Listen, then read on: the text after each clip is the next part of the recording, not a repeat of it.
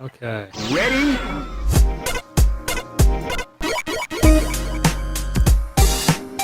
Hello and welcome to Rhythm and Pixels, a video game music podcast. We are your hosts. My name is Rob Nichols. And I'm Pernell. And every week we listen to great video game music from all consoles and all generations. We pick an interesting topic and we just dive right into it for now. And it's kind of funny how the longer we do it and the more we try not to double back on topics, so every once in a while we kind of cheat and like double back with a different name. But point is, we don't double dip on topics. But the longer we go with that, the weirder and weirder some of our topics get. And I feel like this week's is a pretty wacky one, but in a good way, an imaginative way. It's very, very, very different. So we should say right away that we had a contest over the last month, actually the last month and a half, maybe even 2 months, where we are going to give away 3 of our t-shirts to our listeners. And we asked our listeners to send in a silly, or their favorite like video game super move or power move or something from a game specifically, or something that they've made up, and send it to our email address, rhythmandpixels@hotmail.com. And we were going to pick just 3 at random and send you guys some merchandise. So we thought today we would just pick like 5 of them and then just pick music tracks that might fit around those moves or around those games and just go for it. So that's what we did.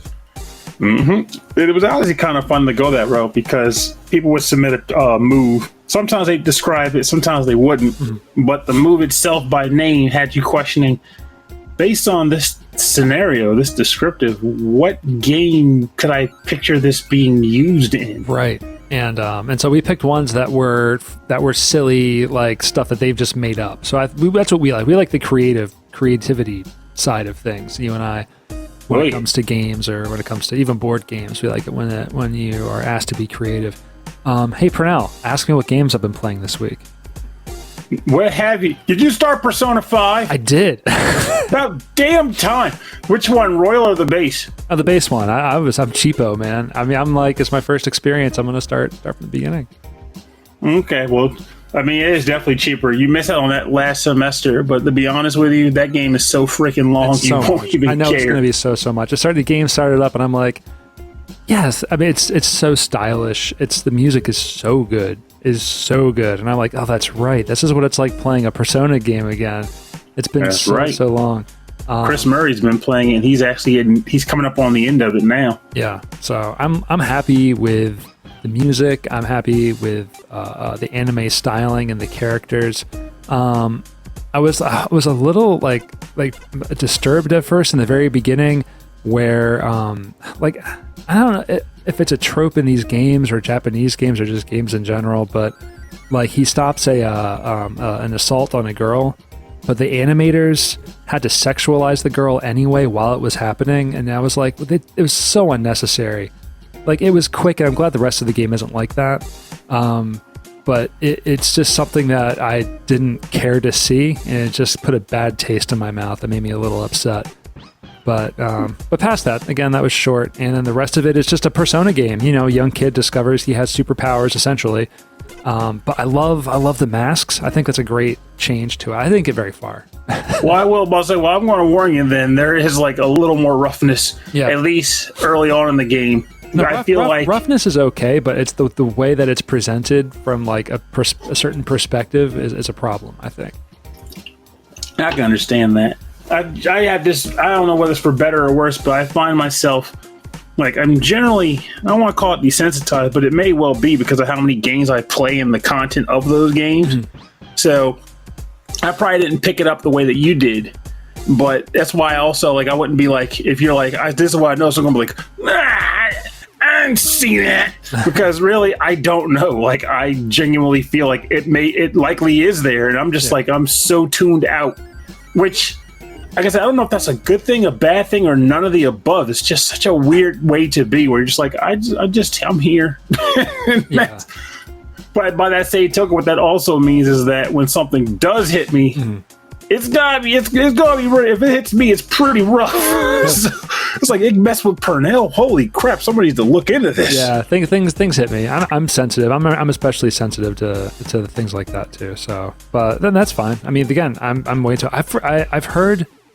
Aside from that, the music, the main like jazzy theme, like from when you're walking around the town, is amazing. And I know I've heard like remixes of it before, but I'd never realized like they were from this game. I just heard the song somewhere else.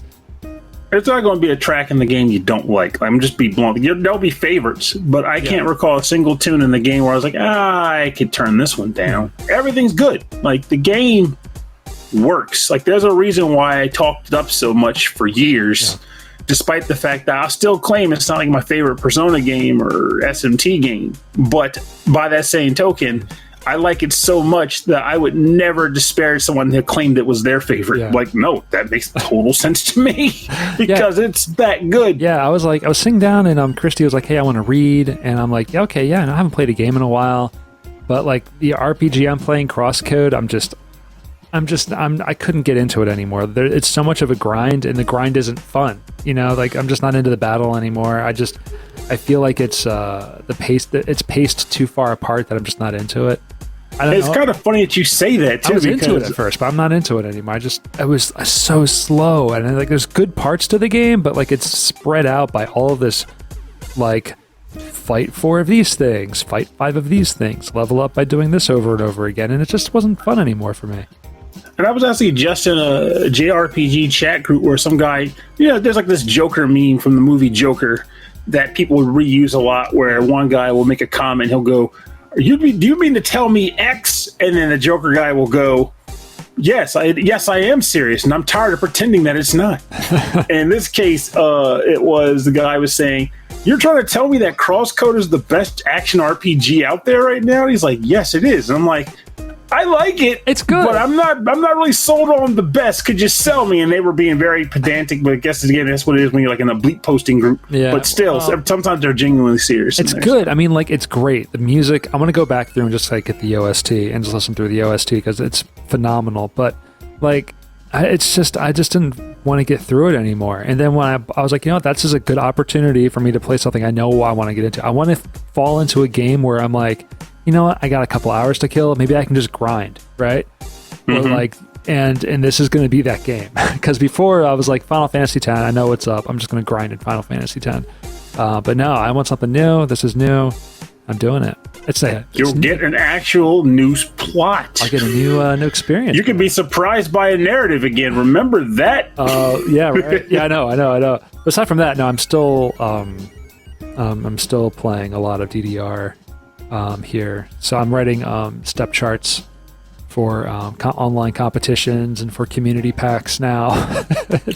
I'm doing DJ mixes for those step charts, so they're like 30 minutes, 20 minutes of music, and then it's just nonstop. You're officially all in on it. I'm officially all in. This is essentially where I was like 10, 15 years ago, and I'm just doing it again. I just, 4 days a week. And then I'm back into running super hardcore. So on the weekends, I'm doing over 10 miles, and during the week, Jesus crap. Today I ran my fastest 5K. I'm super excited about that. There's some serious envy there. I'm not even going to front. Envy. I'm still fighting a calorie hit. Like I'm trying to balance that out just right because I'm still tired all the time and I'm trying to eat more, but it's a matter of what am I eating. And then I am, this is and the other thing about this is going to be all month, so no one be surprised, but I hate this month. Yeah. And as a result, everything just kind of takes a weird taper effect over me. I'm going to tell you, man, this month, don't beat yourself up over this stuff. If you're going to beat yourself up, then beat yourself up, working out. And that's honestly kind of what I've been getting back into trying to do, at least to kind of help, because it does help taper off thoughts. Yeah. But the side effect to that is that I'm also man, I'm not making any progress. There's no progress. I'm too tired. And it's like, what the heck am I doing wrong? The guy's like, what did you eat today? I'm like, I had a Nutter Butter. I had a bowl of cereal. I had half a granola. What's a half a granola? I found a way. But ultimately what it means is that I don't particularly badly and I don't eat particularly well. I just kind of have fluctuating periods where some days I eat a lot, some don't eat much. And some days I just forget to eat at all. But so what ends up happening, like I'll go to work out and it's like, do 10 punches. I'm like, I'm just like done at like 3. It's like I can't do anything. I'll tell you what, I wake up, I have protein shake, and then I do whatever, and then I have cereal with banana, or this morning I had granola, and then at 10 o'clock I had a granola bar. Then at 12 o'clock I had a huge ass sandwich and a bunch of Triscuits, and then at 3 o'clock I had yogurt with a whole bunch of nuts, and then at 5 o'clock I had a big bowl of vegetable soup that I made last night.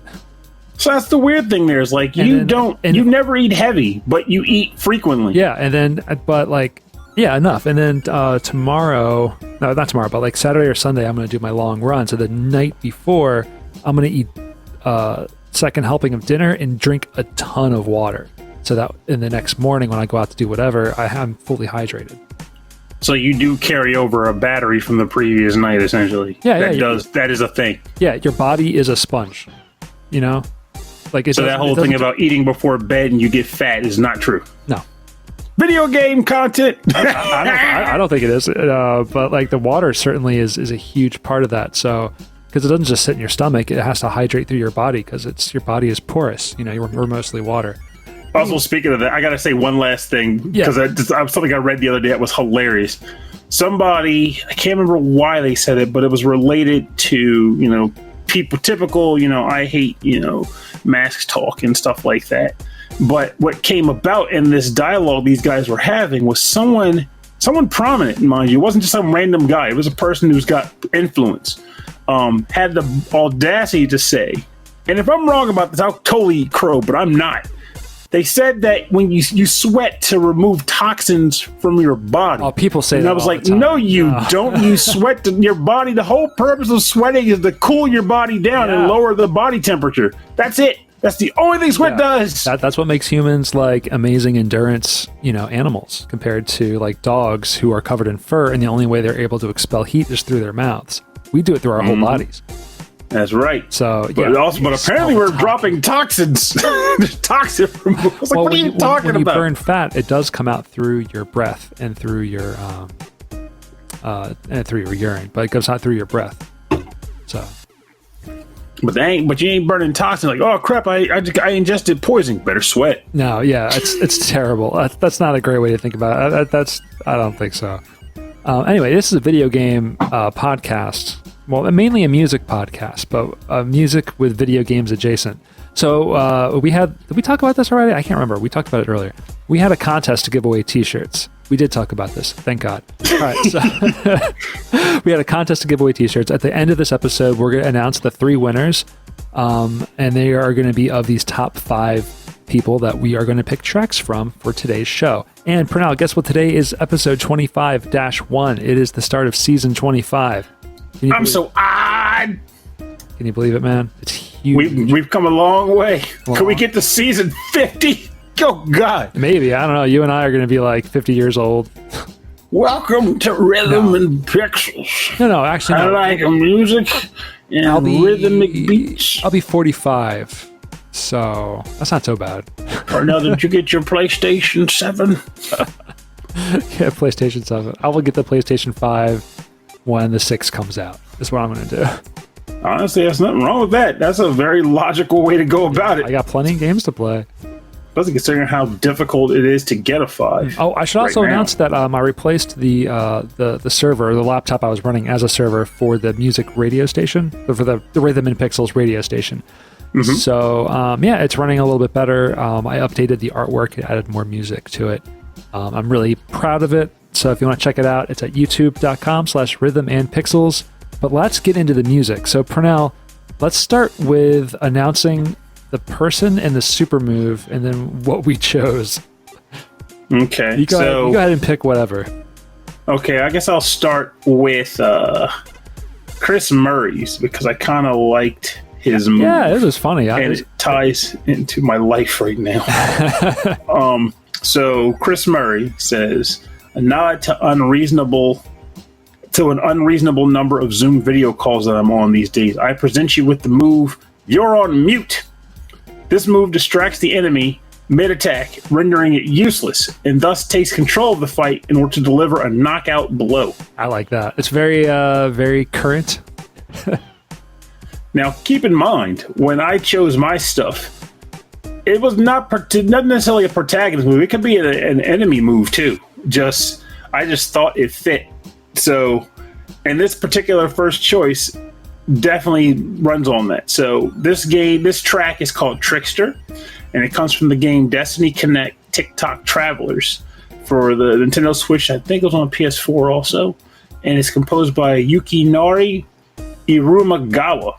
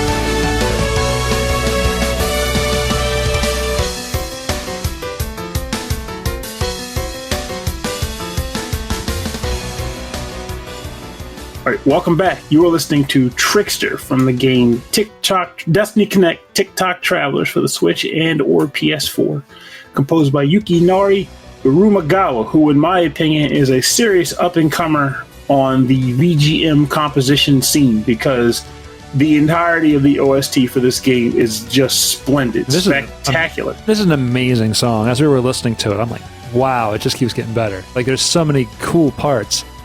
I love the battle theme, and this is really good too. And the town music, all of it. I just love it. This is not the battle theme? No, this is the boss theme. Oh, it's a boss theme. Oh, yeah, it sounds like a boss theme. Yeah, it sounds like something heavy is happening. But man, when like the rhythm like goes like halftime, and then it's cool in that synth section in the middle. So so why'd you pick a Trickster for this one? So in this particular game, there's an actual enemy character who goes by the name Junk Benny. He's a boss you fight, though eventually, as RPGs tend to do, he becomes a normal jerk enemy later with a different name. But Junk Benny is an electronic monster that is composed of a bunch of TVs and monitors that are stacked atop each other and wired together and connected, and they're all controlled by one sentient being. Like, one electric vibe is like controlling all the TVs, and its face is displayed on every one of the televisions. So picture a Zoom conversation on your monitor, and it's a bunch of people's faces across a bunch of different screen snippets. So I'm imagining this monster or something equivalent to it in this game with a bunch of faces and like words and stuff communicating across the screens. And the idea is that while you're running in to attack it, like one of the particular screens makes a really loud noise, like it just shuts everything else down. The one screen creates an image, it gets really loud, it distracts the hero, and then while the hero's distracted, thus interrupting their attack, the robot then just kind of blindsides them with like a freaking 55-inch monitor across the head, and it's like sends them flying across the screen, which would be amazing. But then the alternative would be like if a hero could do something like this, it wouldn't be as elaborate, because obviously the description of the move that he provided generally sort of almost relies on you having something that would distract. And when I think about what heroes could do, the best thing I come up with would be like a combo attack where the hero is like about to run up to the enemy, and as he's running up, he just blows a giant air horn, like, ah! And the enemy's like, what the heck's going on? And at the same time, another guy's coming from the side with a baseball bat, like, gotcha! boom, it just goes, clocks him upside the head, Like, which would be pretty hilarious. Definitely like a surprise attack almost kind of thing. And because we're listening to this music, we're thinking of RPGs. But so my pick is completely different. And actually, this might be like kind of the opposite of this move that we're talking about. I'll think about that when we listen to it. But this is from the game Oddworld: Abe's Oddysee. The track is called Rupture Farms. It's for the Sony PlayStation, and this one's composed by Ellen Meijers.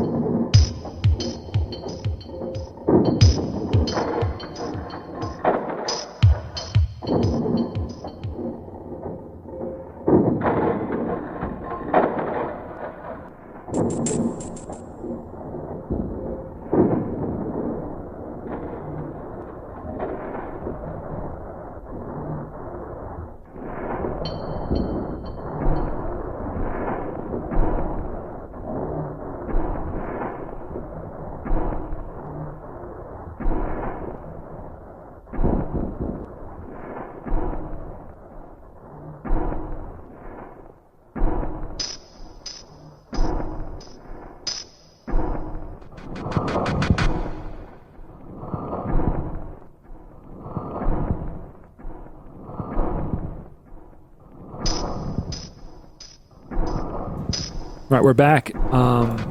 You're listening to Rupture Farms from the game Oddworld: Abe's Oddysee for the Sony PlayStation, composed by Ellen Meijers. And I'm just kind of cut through the middle of the track here because it is very ambient, noisy stuff. So the music of Oddworld has always been just like noises and factory noises in the background. Every once in a while, there's a little bit of a bass line, a little bit of a beat. But this game is all about sneaking around an evil corporation to take down the aliens who are trying to eat the people that they've enslaved. So Oddworld is all about an alien race of creatures, right? And they have magic powers. And then there's another alien race of creatures who are, manufacturing, weapons or whatever. They take these people, these magical people, and they enslave them to work in their factories. And to prevent them from using their magic, they sew their mouths shut. That's why they had their mouths sewed on on the advertisements. Yeah, it's awful. And so in the second game, it's all about Rupture Farms, which is like it's kind of a tongue in cheek of like, you go to like the grocery store and there's like nature's factory or nature's like earth blend, like the kind of what's it called? Organic. You know what I'm talking about? Mm-hmm. The organic. All option. Natural. Exactly. But as you play through the game, you discover that, it's made of, the ingredients are your friends, are the other enslaved alien people. So, and they're manufacturing their own stuff and they're eating their own people as well. So it's, so the game is green style. Yeah. So the game is discovering that you still have magic powers, that you essentially break through the bonds in your mouth to cast magic, and you can control the aliens who are enslaving you to try to save. Yeah, I remember, because I remember the game when you do the magic, he'll go like, I love how I'm doing that. Anyone can see it, but he raises his hand, he's kind of like twiddling his fingers, and he makes that sound. So it's essentially, the game runs like Prince of Persia or Flashback, those types of games. So it's kind of hard to control because it's very cinematic, platformy, but it's a puzzle game because you're trying to save everybody else, and there's guns and there's spikes and there's pits, and it's so hard to keep everybody alive. Like, you're not expected to save everybody. In fact, you're going to accidentally kill a bunch of them. But it's really good. So for this the You're on Mute is the evil corporation enslaving the magical aliens by sewing their mouths shut. No. So it's pretty terrible. I love these games, man.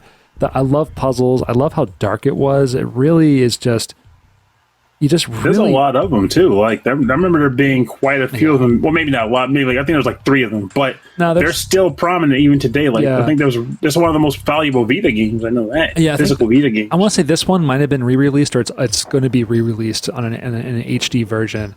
But there are other games that came out on the original Xbox and stuff, but they're nothing like these. They're like first-person shooters essentially. They make no sense. I was like Munch's Oddysee. Yeah, Munch's Oddysee, stuff like that. I didn't get into any of that stuff, but these first 2 games they have so much soul. They're beautiful. Are they super bad? There's so much soul. They're super bad. All right. All right. So let's move on to our next super move.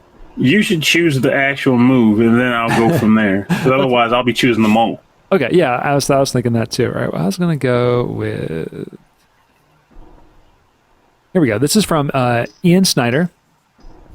Oh. Okay, and so Ian Snyder says, I've been listening to your YouTube radio station almost every day lately. My super move is the Trundling Sloth Slam Burrito. Thanks, guys. I don't know a trundling. I don't know what trundling is. The sloth, I understand. And a slam burrito sounds delicious. Yes, it does. And to be perfectly honest, I don't know why. Actually, who am I kidding? I totally know why. My thought immediately gravitated towards, large people or large critters. And also particularly lazy ones, hence the sloth. So it was a case of me trying to focus on this and choosing a cover, but it was also a track that is extremely short as a loop. But I'm still going to go with it because I think this is too good to not use this character in this theme. So this would have been a bonus round track if we were doing the usual. So I'm just going to do bonus track. Bonus track. And this track is from the game Final Fantasy IV. This is a tuba cover of the Fat Chocobo theme. And it was covered by Playing with Power. Oh, it's the group? It's one guy. One guy, all right. Who's playing with power. He's playing with tubas. Tuba power. Tuba power.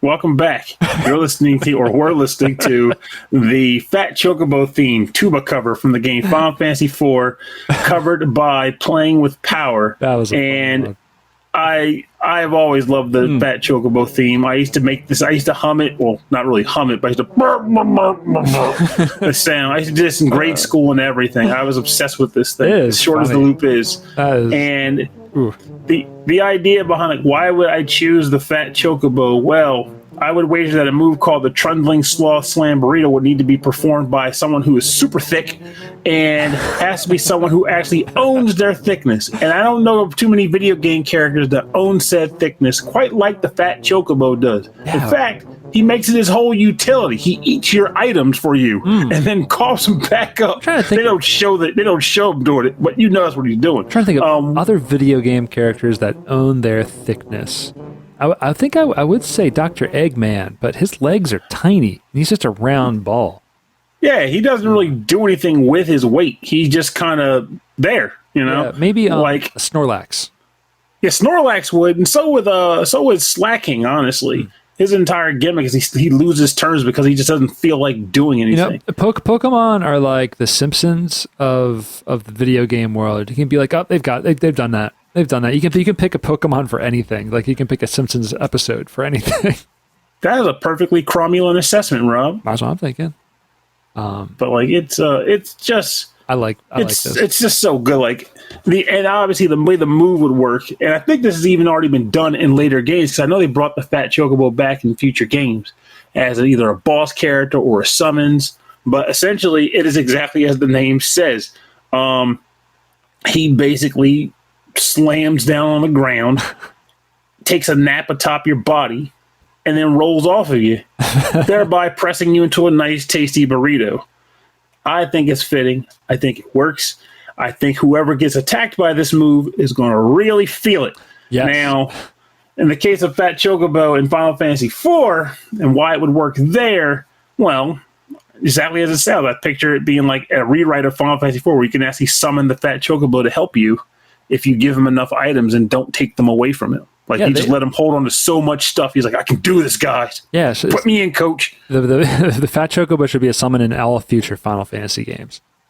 He should be. I know he's like I said. I think he's a boss in Final Fantasy 14, but I wouldn't want to fight him. He's too cute. All right. So for the track that I picked, I was stuck on the words "slam burrito," and I'm like, I have seen burritos and tacos in an NES game, and it was in my mind. And I could see them there, and I couldn't remember what game it was, and it finally hit me. It was the game. Probably, I was the only one in the world who liked this game when it came out. But Skate or Die 2: The Search for Double Trouble, which has some of the best music on the NES. Honestly, I feel like that game had a mixed reception because, like, I remember liking it, but I remember magazines being like, "This doesn't play anything like Skate or Die 1." No, it doesn't. It's an adventure game with some other elements thrown into it. It's weird. It's definitely weird.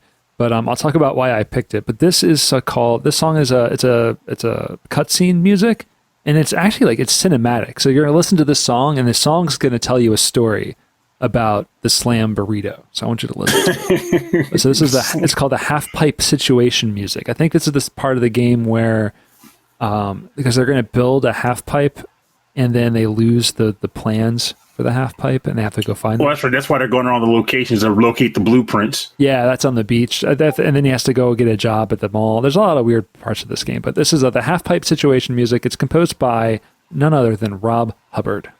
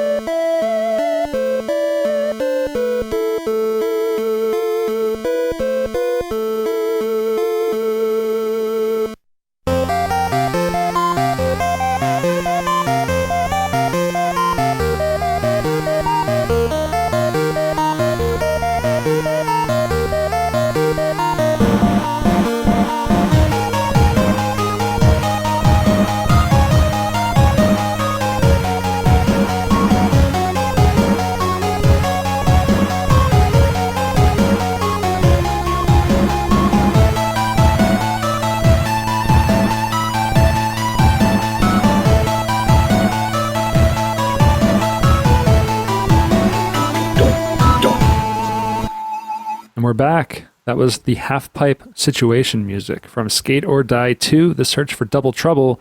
Die, die, die, die, die. Yeah, I love that song. For the NES, composed by Rob Hubbard.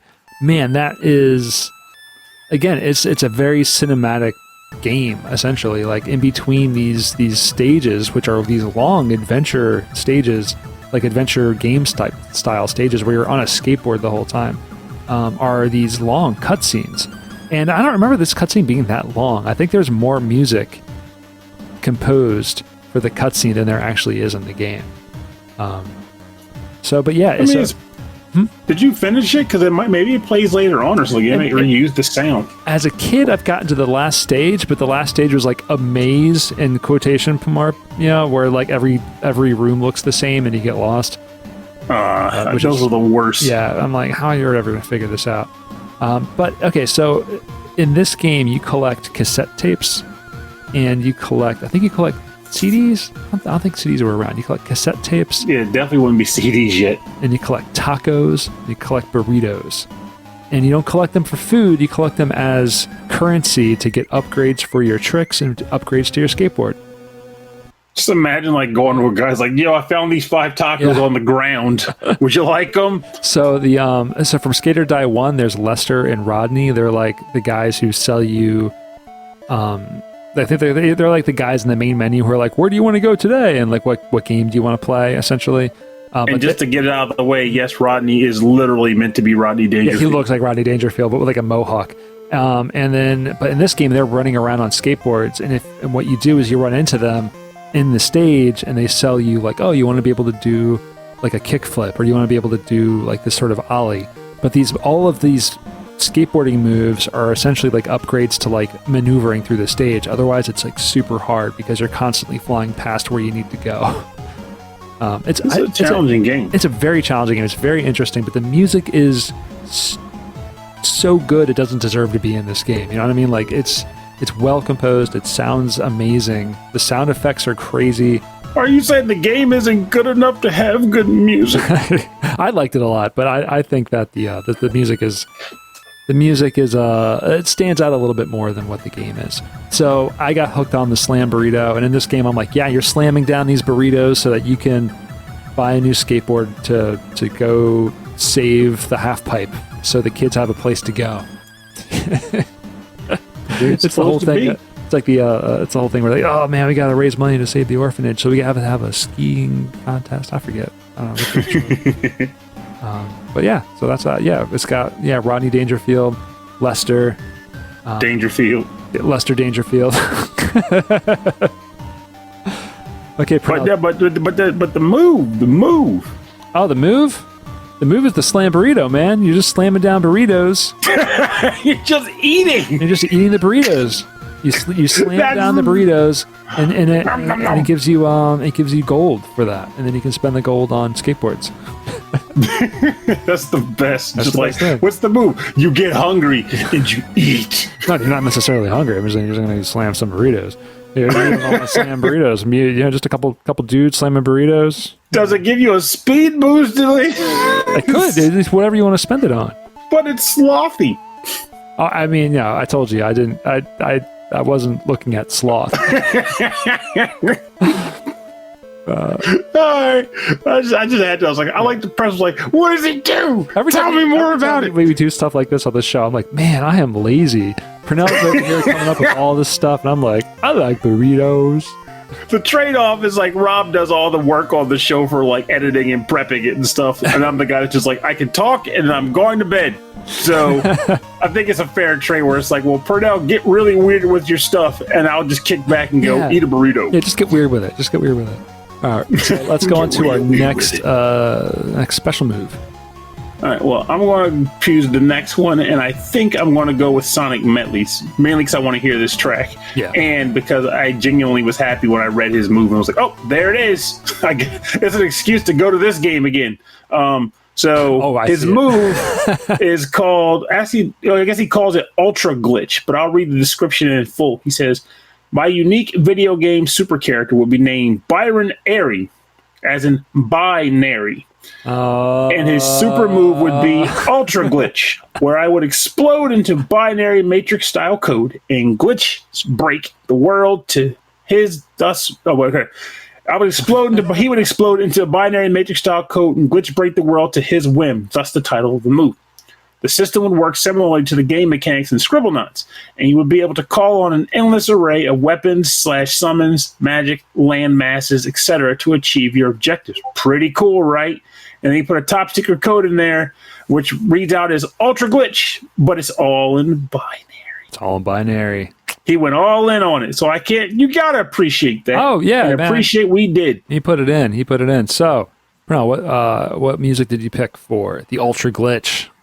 So I had to go with this game because I feel like I need to think more about games that involve glitchiness. And when I think about glitches, not particularly like, well, this game has a glitch where if you just walk into this wall. I mean, like games where glitches are a part of the game.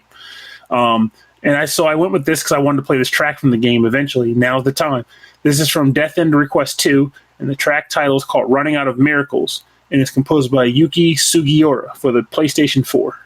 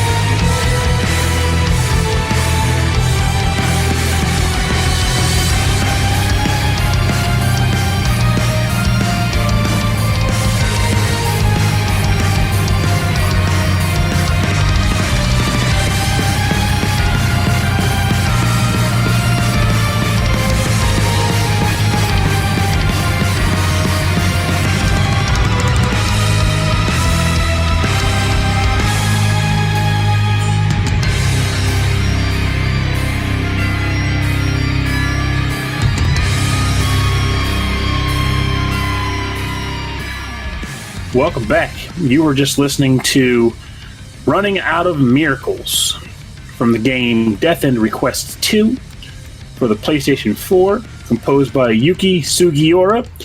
I have wanted to put this track on the show since I heard it in the game like 2 months ago, most particularly because it freaking slaps, and it's hard. It's hardcore as anything too. Once it started, I'm like, whoa, wait a minute, this is heavy. Like I know that some of the music in this game is heavy. This is like that's the thing though. In this game, this is it. Like there's no other track that hits like this one does, and when it happens in the game itself, you're like, holy crap, it's getting real now. This is the final boss track in the game. That's so interesting to me. Like it's like an artistic choice that like it stands out from everything else. That when you're playing the game, you're like, wait a minute, something is so different, and it's not visually, it's not part of the writing, it's the music that's telling the you. Music, and it adds that extra heft to you because the fight felt heavy. Like the battle itself feels heavy because the music is heavy, and the stakes are high in the game for it too. Honestly, though the funniest thing about it is that I had to listen to it play nonstop for like 2 hours, and I didn't get bored of it. Thank heavens for that. But I think I may just be weird in that regard. It's not a long loop too. It's it's fairly short for a game track like of a recent game track. You know what I mean? Yeah, like you would have expected to have like a bit more like sections to it or something. Well, it says like, you know, it's kind of short, and then it loops kind of short, but like you're still not getting bored of it after like an hour or two. Yeah, and I'm glad because like I say, like it was a battle that was a pain in the butt. Don't go on YouTube and look for people who've beaten it though, because those people are better than me. Why that, or they just grinded beforehand, whereas I just kind of was like rushing to get to the end of the game. I did not grind. They grounded. They grounded. They grounded. They grounded. Exactly what it is. The proper form. But no, I just kind of rushed the final dungeon and stuff. And a lot of times I was like, you know what? Battles are so easy. I don't want to deal anymore. I just want to get to the end. And because I like the story. I'm not in it for the battle. I'm in it for the story. So I rushed to the end, which meant I was extremely underpowered, getting killed in one hit, most particularly by the bosses. One of the bosses' final attacks was just literally called Glitch, where they just kind of just negate everything and just kills you. And if you're not playing well, they could literally kill your entire party in one turn just by using Glitch. So it was pretty broken. Oh, wow. Is there a way to anticipate that happening? Or is it Nope. Oh, come on. Really? Nope. You just gotta not die. And I was struggling. The fact that I even beat the game was amazing. Because I flat out said at that time, I was like, if I lose, I will not beat this game because I'm not doing this again. So It's now or never. So Sonic Medley's special move is OP. You can't. It literally be OP. And the reason why I picked this game, aside from just the idea of like, the boss using that move, is the fact that, as I referenced in the show in the past, the big secret of the Death End Request series is that the world you live in is actually computer coded. So there are certain people who have a particular ability to hack the world, more or less. And there are characters who could literally do what Sonic Medley suggested, which is do a little thing here and there, summon giant monsters to fight for them, summon like weird stuff to come from the sides. Like there's that one special type the guy can do where he changes the world into a genre of video game, and your attacks are built around that. Like you like shooter. So for this moment, your character's like shooting a bunch of like colorful balls just because they did that. And that was like a platform where like now they can stomp enemies and weird mess like that. So it's like, I feel like his description and the way this game interprets the universe it takes place in, his attack would be a perfect fit for Death End Request, the Death End Request universe. So I think like this attack is also perfect for the game Axiom Verge, which I'm surprised we haven't played more music from this game, because it was really good. There's something about a Metroidvania or a exploration platformer that just I get addicted to it. If it's good and if it's easy to pick up and just play it anytime, I get hooked to these things and I just can't put them down. And so I think this track is called Trace Rising from Axiom Verge. This was composed by Thomas Happ. And I need to play this darn thing. It's not long. Too. It's fun, man. It's a lot of fun.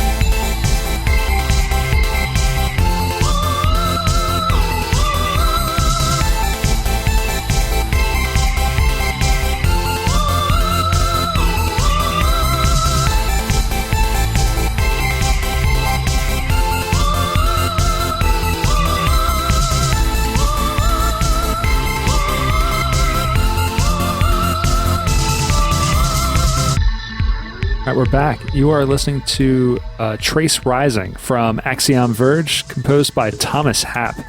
And yeah, I picked this track mainly because I did love this game, and I love the music from this game too. Especially this track, it reminds me of like mid 80s or late 80s synth pop or synthwave pop.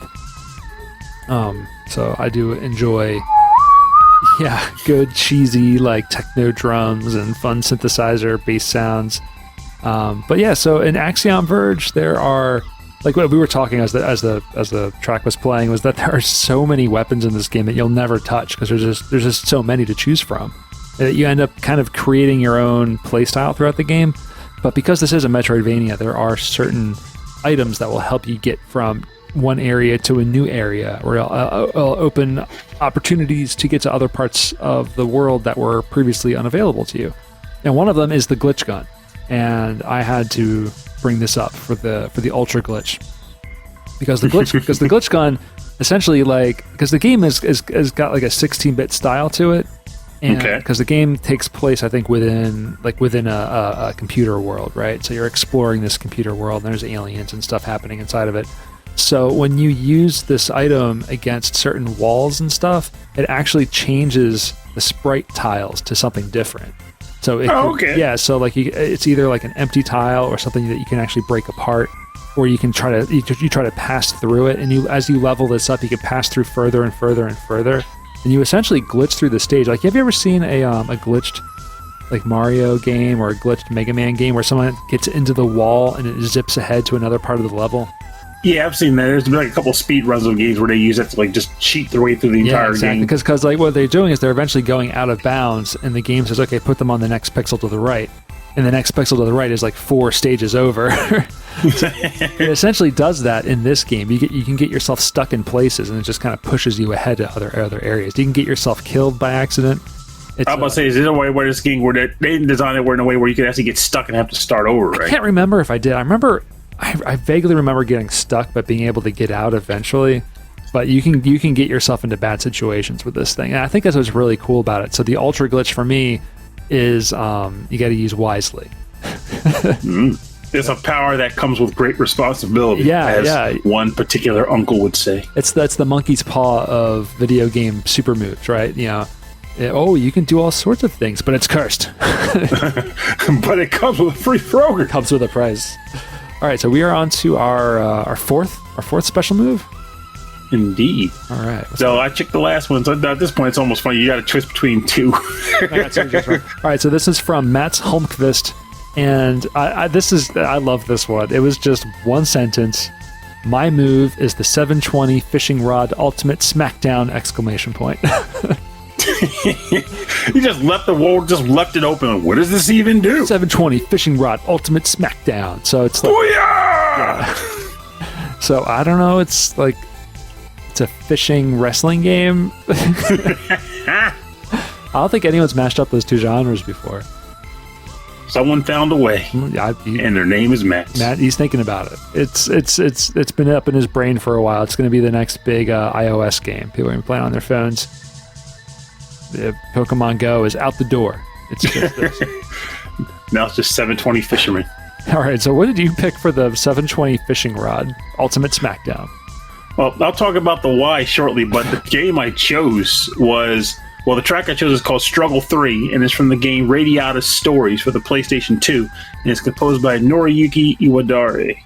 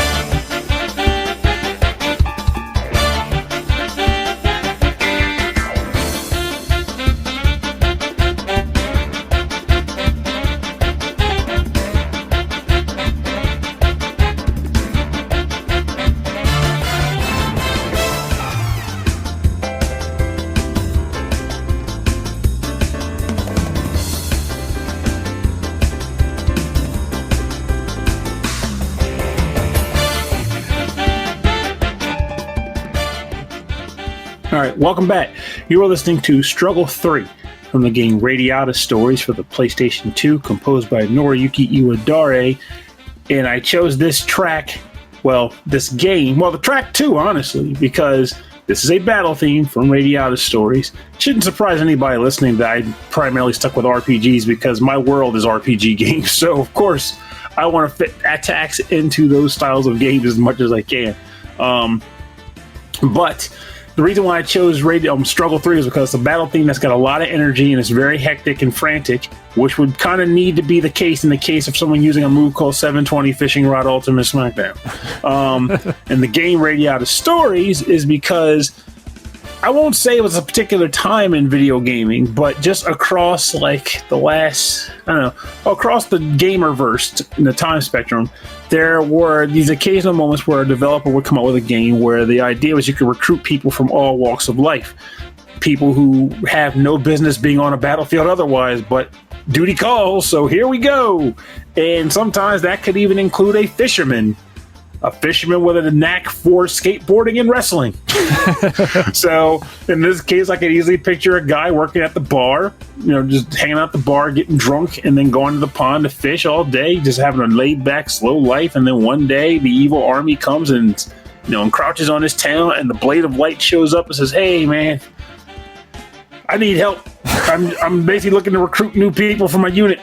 And then, of course, the fisherman goes, "Well, maybe if you can help me find the legendary skateboard of Fisherman's Keep." He's like, "A what?" He's like, "Yeah, skateboard, but it's tailored specifically for fishermen. I like to fish and I like the board, but I want this special board. And if you can retrieve it for me, I will join you." And you promise him, which means, okay, he'll come along with you, but he doesn't actually truly get his full potential met until you find that skateboard and give it to him. Because once you do, you unlock his ultimate move, 720 Fishing Rod Ultimate Smackdown. And I feel like the way it would have to work would have to be really, really absurd in the form of this person going out, summoning the skateboard, and goes in this really weird scenario where he goes into a sick trick where he comes off of a ramp, comes down, because it's an RPG, so they always have a ramp nearby, or they summon one or whatever. But yeah. He goes up the ramp, he does a 720, comes down, but he doesn't break the spin. He keeps spinning as he's coming down the ramp, and he's spinning and he's spinning, and he throws his fishing rod while he's spinning because this works somehow, and he goes in the pond and he fishes up a giant monster from the lake. And this monster just comes up and throws like a blast of water at the enemies. But while the other guy is spinning on the skateboard, he's also generating wind, a la tornado. Oh my God. So the water hits the wind, creates the ultimate smackdown, and it creates this massive tsunami wave that just smackdown. Just the ultimate smackdown, just takes everybody out and does insane damage. Oh my God. And the landscape is not harmed one bit. Well, because why would it be? I can tell you where that skateboard came from. Let's take it all the way back to 1986 in the arcades. This is 720 Degrees, the video game. That's a lot of degrees. Yeah, it's all the way around and a little bit further. Twice? Maybe even twice. All right, so which one did I pick from this game? This is background music 11. I think this is for the downhill stage, but this is a special skateboard for this game. So 720 Degrees for the arcade. This is I don't have which composer, but I have a team of composers for this game. Hal Canon, Earl Vickers, and Brad Fuller for the Atari game 720 Degrees.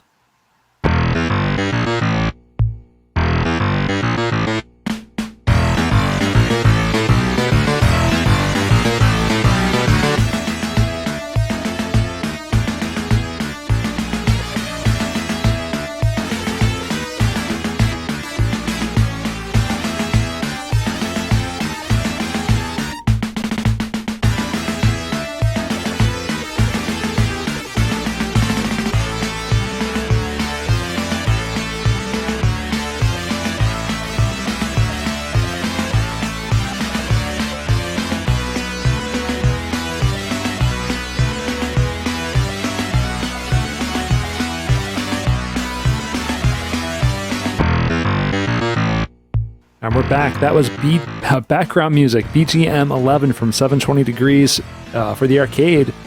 1986 Atari arcade, composed by Hal Cannon, Earl Vickers, and Brad Fuller. Man, this game, I love this game. I was obsessed with it in the arcades. They had one at the Spaceport at the Concord Mall, and it was the classic cabinet. The cabinet for this thing is unusual. It's super tall. The top of it, the marquee, looks like an enormous boom box, and you have one joystick that's actually at an angle on a spinning dial. So it's like it spins around, and that's how you point your character. And you have one move for kick, and not kick. It's for actually pushing yourself on the skateboard, and the other one for jumping. And it's at a weird isometric view, and it's just like this enormous skate park where there's pits and horrible bees trying to chase you and skeletons. And now, are there tricks you can do, or is it more like just maneuvering around the environment? If you jump over pits, if you jump over water, you get points, and you can use those points and you get money, and you use that money to go into other parts of the skate park to do like the downhill race, to do like the half pipe, and you do all sorts of crazy stuff. And so you pay the money to expand the park. Yeah, and it's essentially go to other levels. There was an NES version of this game that was very, very good, but the Atari games from this era, the sound that they produce from the arcade machines are so unique. Like, they're so big. Like, you once I started playing, you were like, whoa. Yeah, being that this is a 1986 and an Atari. Yeah. Well, I guess this is the arcade version, but even still, like, the music coming out of this game is not something I would have expected to hear in 1986. It's so interesting. It's analog sounding, but it's definitely FM synthesis. If you've ever seen an original Donkey Kong cabinet, like the sound that gets produced out of those machines, it's so unique. It's not like the same sound chip or the same, audio being recorded for all of these things. It's so interesting, and a place in time that I really appreciate. So for me, this is the special skateboard. This is the special skateboard that also slams on people with fish. Well, you did say you typically will do like a skate park thing where like you'll jump over a pond or whatnot. Yeah, there's lots of ponds. I'm imagining this skateboard like going over the pond and then like magnetizing fish to it and then landing on your enemies. Smash! And that's the fish smash. I don't know. I'm reaching on this one, but I know this song's cool. It's just it could be something nice, like if you think about it, like if the game involves you doing tricks, the tricks are done primarily based on like where you do the jumps. It could be something wacky, like you're on a level that has a pond, and when you jump over the pond and do the 720, it actually instigates the rest of the attack, where you fish up all the fish just start rocketing out of the pond like a geyser and just like splash everywhere. Oh, interesting. All right, so there's a bunch of re-releases for this game. I'm sorry, I had the Wikipedia pulled up. I knew it was on the NES, but there was a bunch. It came out on a lot of the Commodore 64 and the Amstrad computer systems. What's the latest system it came out on? The latest system it came out on, that it was re-released on, was Midway Arcade Origins in 2012. Huh. That was PlayStation 3, Xbox 360. It says here Lego Dimensions. That's weird. I don't know why. I can't imagine where the association comes, but I can picture it being like some weird game you could unlock. Yeah, I have no idea why it would be in a weird Lego adventure title. So anyway, that's an interesting one. So we are on to our last super move for now. This is the bout to knock the other guy out. The last super move, submitted by, of course, the last Rican. Ah, right. Had to be well timed and coordinated there. Yeah. The attack move that the last Rican submitted is called the Eternal Freezing Finger. Yes. How the attack works. I love how he described it, kind of like he labeled it like a FAQ would do it. How the attack works. Character using the attack targets an opponent and runs forward while reciting the following words. This hand of mine is freezing blue. Its pierced whale demands me to obliterate you and change fate.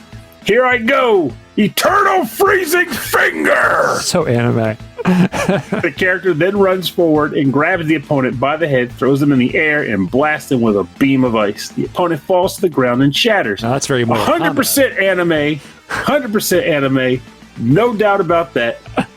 And I felt the only way to truly respect an anime attack would be a theme from an anime fighter. And this is probably what I consider to be the first anime fighter I've ever played. And funnier still is I thought I picked this track on the show in the past, but I could not find it on the site. So guess what? It's coming up now. Yeah, I couldn't find it either, so I think we're good. This track comes from the game Evil Zone on the PlayStation 1, and it's titled Midori's Theme, and it was composed by T's Music, but apparently the member of T's Music that did it was Satoshi Miyashita. Awesome. Yeah, I had no idea this was T's Music. That's really cool.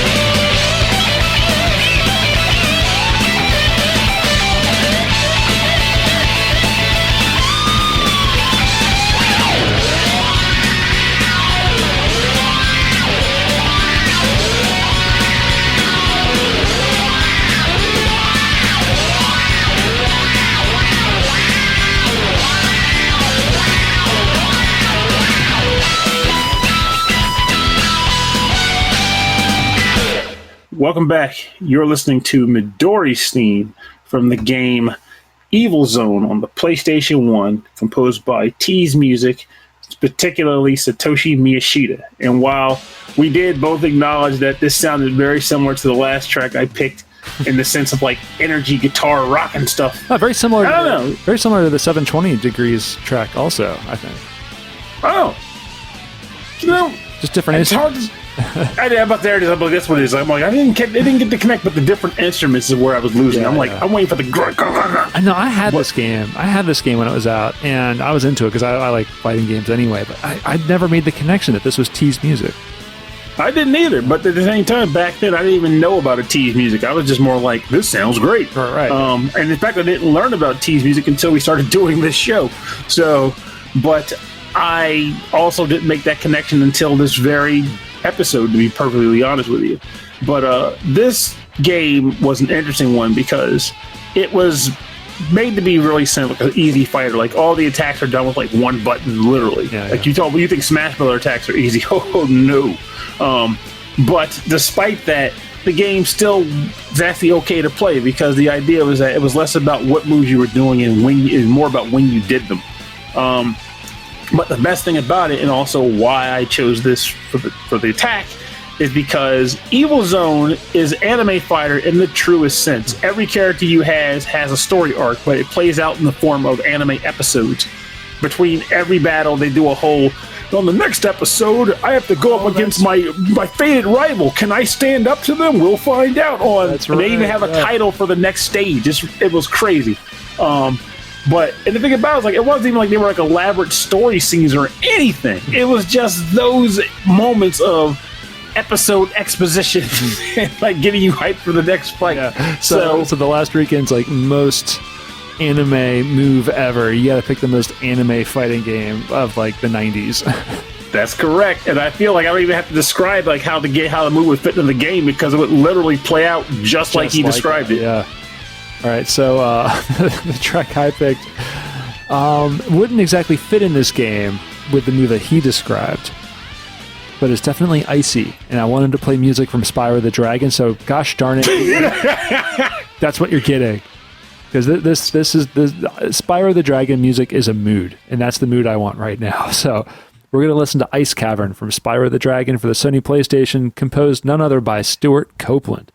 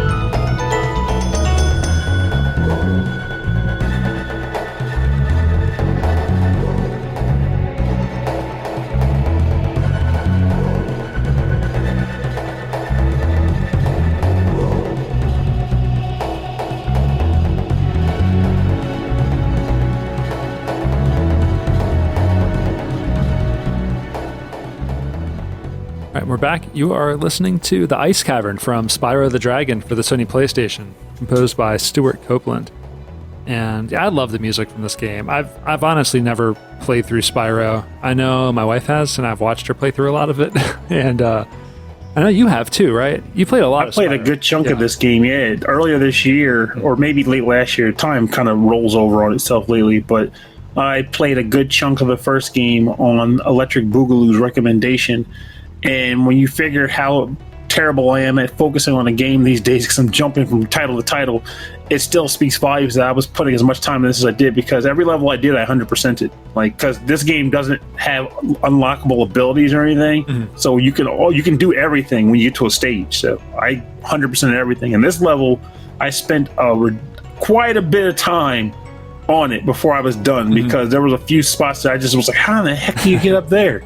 But this track kind of stuck with me because of that. It's not a track that's particularly rocking or hopping or anything like that, but it does a very good job of setting an atmosphere, setting a mood. It does. Like this, and this mood is cold, it's not quite sterile, but I guess kind of sterile. Yeah. Cold, sterile cavern. Cold, sterile, icy. Like the song itself has a lot. Like the production of the song is there's a lot of like echo and reverb happening throughout all the sounds.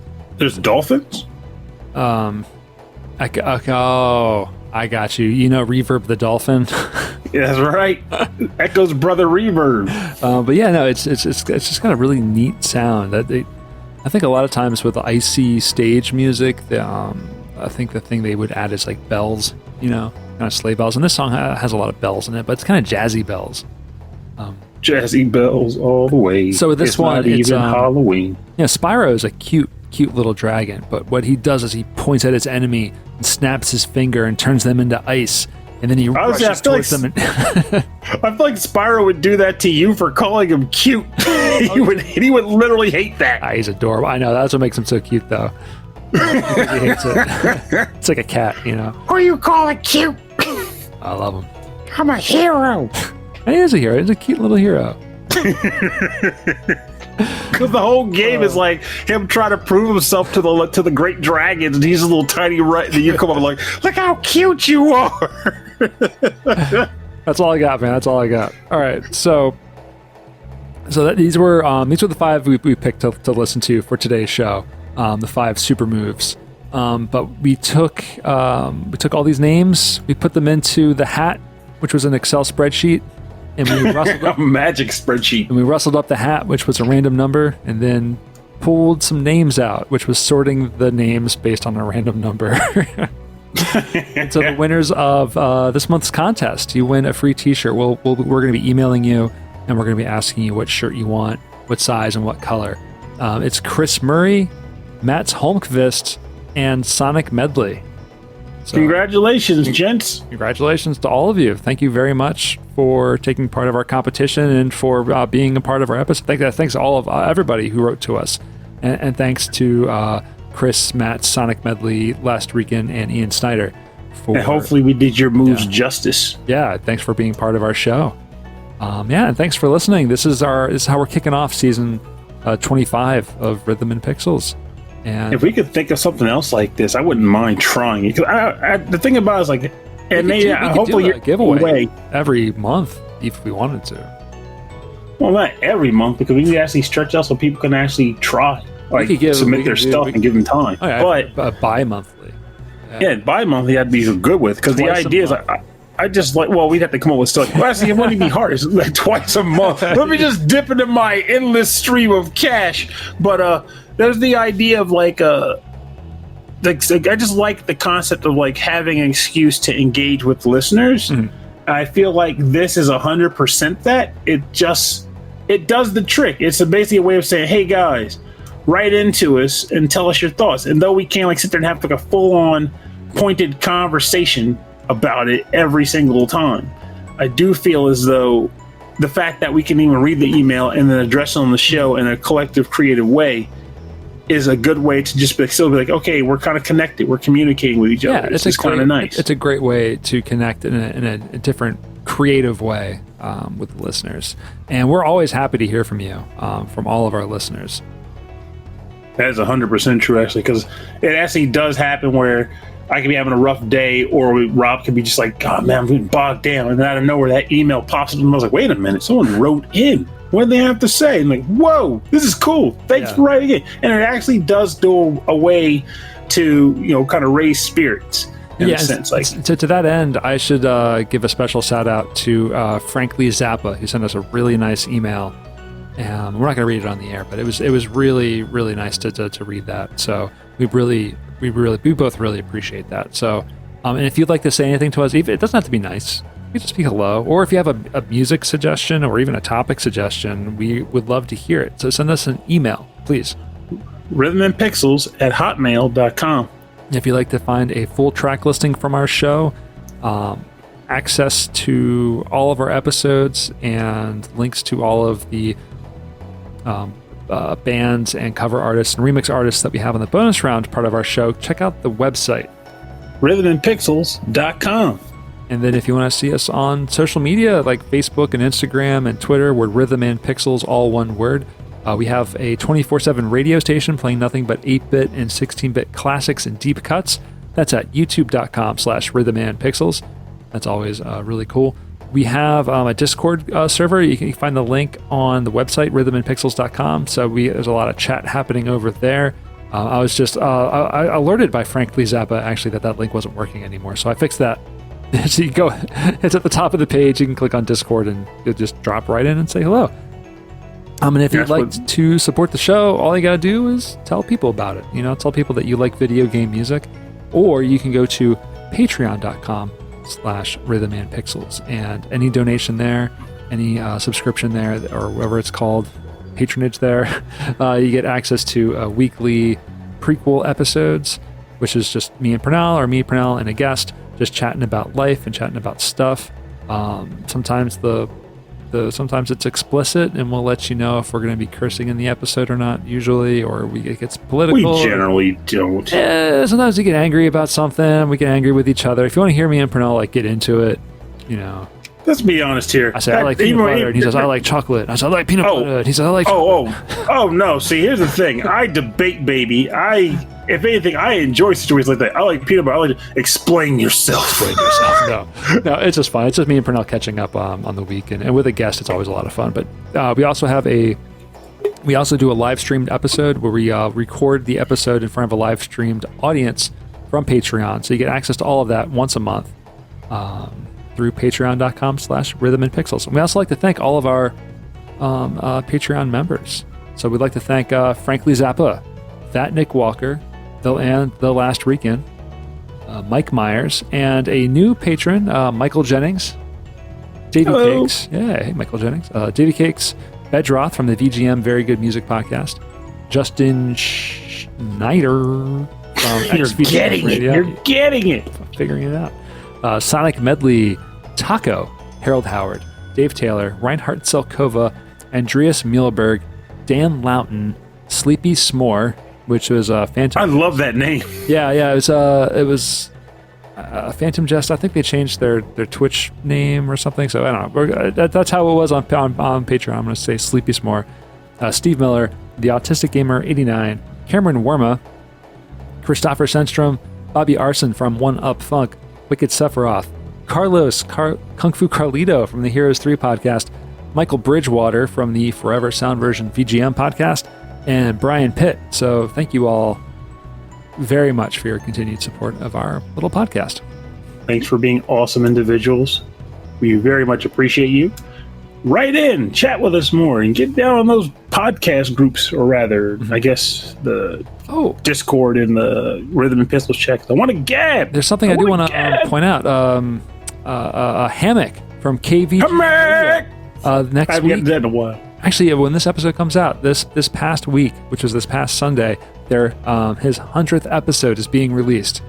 So go check that out. His show is fantastic. It's just about 30 minutes. It's every week, and it is just super chill, super smooth, super sexy video game music. Like it is. And Hammock's just a great person. Really good, and he's a great host. He's so funny. He's so relaxed. But his 100th episode is coming out. He's got a bunch of guests coming on the show, saying hi and hello and congratulating him for 100 episodes. So you might hear some familiar voices on that show. Just saying. You might hear the Keebler Elf. You haven't seen him in a while, have you? You haven't seen MC Hammer in a while. Keep MC Hammer rapping about Keebler Elves. That's right. Delicious elves. Just getting a little crazy up in here. Y'all gonna make me eat cookies up in here. That's something different, but I really like that. Check out KVGM The Last Wave. You can find that on iTunes and Spotify and everywhere else. It's really, really good. And okay, I think that's all I've got. Do you have anything else you want to say, Pernell? No, just keep playing those games. Recommend some games. That just came out. I gotta get gabbing about. It's called Blown Cartridges, and you just did like a whole talk with the crew about Super Mario Brothers. Is that right? Yeah, like it was a part of I guess it ended up being like a 2 or 3 or 4 part series on like discussing the NES launch lineup of games. It's just me and a couple of friends, some of which I actually met for the first time when we started the show, talking about game stuff. Like that retrospective was on NES games. We're about to do a retrospective on Resident Evil 1. And then we do just whatever comes to mind. Like the host will say, "Hey, let's talk about this." And you know me, I like to talk, so I can almost get down with any topic. So I haven't missed an episode yet because you got it. Gabba Gabba, hey baby. And then of course there's the SML podcast, which I do game reviews for, and then we gab a lot. And apparently a number of like interviews are popping up. Like apparently we just interviewed a guy who originally he was just a cool gent that worked on the game Hexagroup, but then later learned that he was also one of the original developers for the Owinden games No for kidding. the Nintendo DS. I was. Huh. Go ahead. Oh, so that makes sense. The rhythm game, it matches. It fits. Yeah, I was really shocked, and apparently he also was like one of the. I think he said he directed Guitar Man Lives on the PSP. So he had an interesting. He had a pedigree that I didn't even expect, and then of course. I got really guessing. Oh my god! I love Elite Beat Agents in Winden. I'm a nerd. Like I got into it, but it was a great conversation. And of course, then there's the game reviews and just general banter. So check any of those shows out. But keep listening to Rhythm and Pixels because we love Rhythm and Pixels. Yeah. So check out the SML podcast. Check out Blown Cartridges. 2 other excellent shows that Purnell is doing. So go take just as soon as this is over. Look that up, and then that'll be your weekend. And what a weekend! What a weekend! Yeah, yard work in Purnell's voice. I do find out. Honestly, I need to do some darn yard work. Yeah. Season's almost up, and I'm still like, if I can just hold on a little longer, maybe all the grass will just die, and I won't have to do anything. I mean, so I gotta pull some weeds. Anyway, that's our show. So thanks very much for listening to Rhythm and Pixels. My name is Rob Nichols. And I'm Purnell. Have a great week. And remember, fitness, it comes up sometimes on the show, but for good reason. Rob and I are fitness junkies, or Rob's a fitness junkie, and I'm still rushing to get that high. I'm trying to get there. But I will say that it's easier said than done sometimes. Workouts can get boring if you do the same stuff, and even sometimes when you vary it up. But there's reasons for why you keep going, and that's to see progress.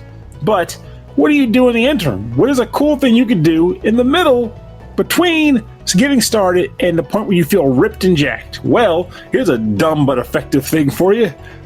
Anime fighting game moves and fighting game purpose. I kid you not, I genuinely do this. Sometimes it ends up being just as fun as saying, okay, picture what you're training yourself for, but not in the real sense of, I'm training to lift the laundry basket and carry it up the stairs. No, you're training for a fighting tournament that will be happening in your town in 2 years. And in order to do that, you need to do 10 hammer punches at intervals for 5 minutes. And of course, that hammer punch can even be you practicing a sword swing because you got to prep for that super move. Or the best thing I like to do if I'm throwing a bunch of punches, I always try to do that whole super punch thing where you start rapid punching, like you scream into it like you're doing a super move of some sort. It's ridiculous. It's freaking stupid. And I got to tell you, it's actually very fun. I do it a lot. I do it almost all the exercises I do. I have some goofy scenario for everything I do. Not even making it up. And you could too. It's just a fun way to get yourself motivated to be active. Because honestly, I've come up with a lot of super moves for sitting on the couch too, but none of them are nearly as fun. So give it a shot. See what you think. You might like it.